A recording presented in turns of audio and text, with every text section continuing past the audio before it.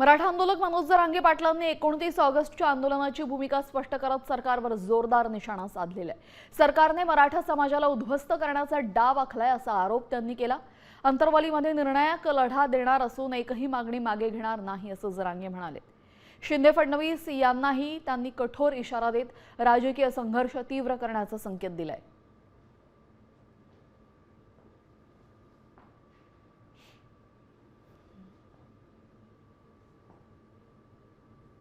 बावनकुळ्यानं आणि शिरसाटनं मराठा समाज जे उद्ध्वस्त करायचा ठरवलाय ना, त्यांनी जो जातीय तेढ निर्माण केलाय, त्यांनी जो मराठा समाजावर अन्याय करायचं ठरवलं ना, ती आपल्याला मोडून काढावाच लागतोय।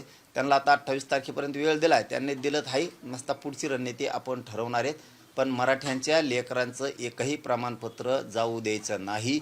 58 लाखाच्या नोंदी घ्यायच्या, नोंदी घेतल्यात, त्याचे कुणबी प्रमाणपत्र घ्यायचे। हैदराबाद गॅजेटनुसार पूर्ण मराठवाड्यातल्या मराठ्यांना प्रमाणपत्र त्यांच्याकडून आता घ्यायच्यात। ह्या आंदोलनात 29 ऑगस्टच्या सुट्टी द्यायची नाही।